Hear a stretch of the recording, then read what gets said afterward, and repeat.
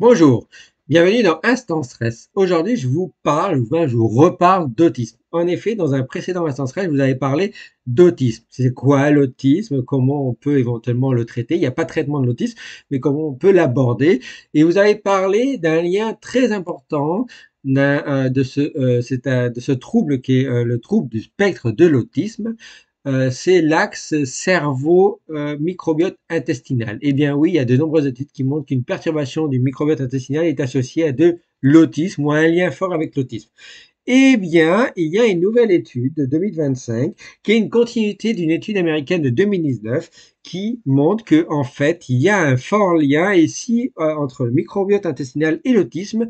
Et si on cible le microbiote intestinal, on a des effets positifs contre les troubles du spectre de l'autisme. Cette étude avait été faite en 2019. Elle avait démarré en 2019, en particulier chez les enfants, puis ensuite chez les adultes, aux États-Unis, qui avait été consisté à faire de ce qu'on appelle de la transplantation fécale, c'est-à-dire donner des petites pilules qui contiennent des concentrés de bactéries qu'on retrouve dans l'intestin de personnes en bonne santé. Donc on transfère pas du caca, hein, on dit fécal, mais en fait on transfère pas du caca, mais on récupère des bactéries qui viennent des intestins, qui circulent, qu'on récupère à la sortie et qu'on purifie, qu'on met dans des gélules de personnes en bonne santé. Et lorsqu'on utilise ces petites gélules remplies de ces bactéries bénéfiques, ce microbiote intestinal en bonne santé, à des enfants ou des personnes qui ont du trouble du spectre de l'autisme, il s'est avéré qu'il y avait une amélioration des symptômes et des symptômes de l'autisme, et donc il y avait une diminution même de la sévérité de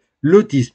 Et en fait, après au moins 2 ans d'études, il a été montré que chez des enfants et chez des adultes, il y a même une diminution de 47 à 45% des symptômes et ça c'est un essai clinique aux États-Unis, des symptômes du trouble du spectre de l'autisme. Donc vous voyez, on peut quasiment diviser par deux les symptômes de l'autisme en ciblant quoi? En ciblant le microbiote intestinal. Et bien cette étude de 2029, elle a duré aussi sur le long terme, jusqu'en même 2025, probablement même après.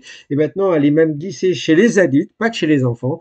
Et là aussi, il est montré que, par exemple, chez les adultes, il y a une diminution de 83% de la taux de sévérité à 17% de sévérité des troubles du spectre de l'autisme lorsqu'on module avec cette transformation fécale, ces petites gélules liées du microbiote intestinal chez les adultes.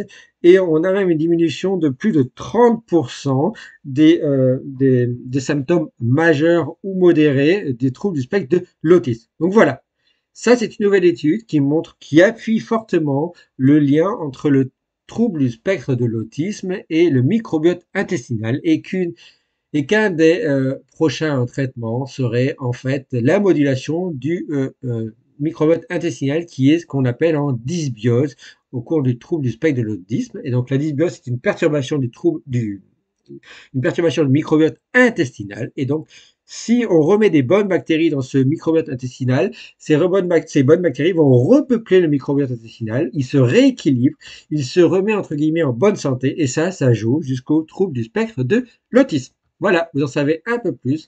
En attendant la prochaine stress, faites très attention à vous. Merci à vous. Ciao, ciao, ciao.